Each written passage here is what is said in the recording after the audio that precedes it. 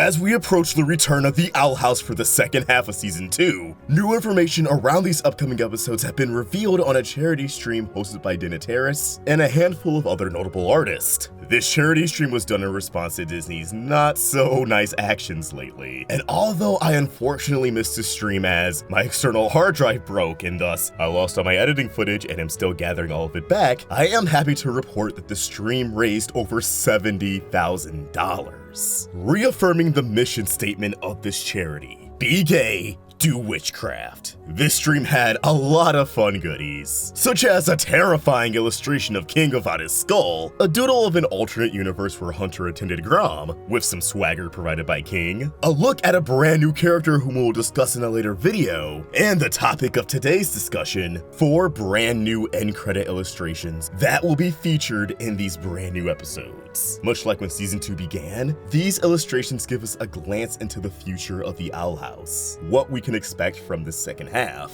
And although there's only 4 images, I thought it'd still be nice to break down all of them. And if you're interested in more Owl House content like this, please be sure to subscribe to the Roundtable with notifications on so you'll never miss a video. Don't forget, we're also doing a fan spotlight featuring all of the dope stuff you guys make, from fan art to memes to cosplay. So we'll have a segment dedicated to all of this and each breakdown for both the Owl House and Amphibia. If you want your work featured, be sure to follow and tag us at Roundtable Vids and at OstricVox on Twitter and Instagram. Tagging is probably the only way I'll see it, and I want to do my best to feature all the submissions. So again, just make sure you tag one of those accounts. With all that said, let's dive in. Our first illustration features a Hexside gang, Luce, Gus, Amity, and Willow, but they make a point to include the new hairstyles for both Amity and Willow, meaning that our new hairdo spotted throughout the new promo will indeed be a part of the status quo moving forward. I speculated that this haircut could be representative of a rebellious phase, but if it's just what Willow's rocking now, I'm all for it. Willow is also holding a massive potted plant, which may reflect her latent power that was teased in Season 1, which we theorize to be something that will make a return in these upcoming episodes, with a greater focus and explanation. Willow and Gus have been kind of on the sidelines for a second, but especially Willow, so I hope she plays a much more prominent role in the second half of this season. Luce and Amity are holding hands, reaffirming their newfound romantic relationship with one another, and Gus is walking alongside 2 illusions of himself, casually demonstrating his own magical prowess. And this is just a nice little detail, but the trees around them are stylized to appear as if there's eyes poking out at them, a trick that was also done in the Gravity Falls episode Dreamscaperers, when Bill Cipher is summoned in the forest for the first time. This next illustration is of Ida and King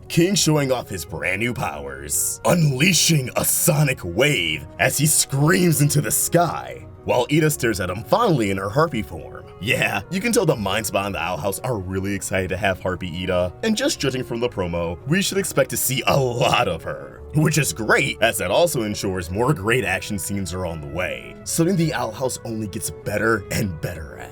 Next up, Luce's mother Camilla, and Luce's newfound companion, someone who could practically become her adopted sister, the basilisk referred to as V, are both staring out the window during a rainstorm, sporting a look of longing on both of their faces as they await the return of Luce. And although I'm sure V cares about Luce, I'm sure her primary focus is on survival and the fates of the other basilisk who are being experimented on by Emperor Belos, though there's always a chance more could have escaped. And in what has to be the saddest detail of these 4 illustrations, one of the raindrops are perfectly framed underneath Camilla's eye, making it look like she's shedding a single tear for her daughter. After the emotional roller coaster that was the ending to yesterday's lie, I'm really hoping they can have a true reunion soon, for Camilla to give her daughter an actual hug. And last but not least, in the most ominous illustration, we're given another look at the fate of Raine Whispers, who was last seen being engulfed by their coven mark after being captured by the likes of Darius, Eberwolf, and Kikimora. From the promos, it seems as if Raine will actually be able to walk around as a free witch. And with one of the new episode titles being a hollow mind, the likely scenario is that Raine is under some kind of mind control, unable to get a grip on themselves, as they're under a deep magical influence. But I'm sure Ida will immediately recognize something is wrong, and more than likely, once she gets a chance to confront Raine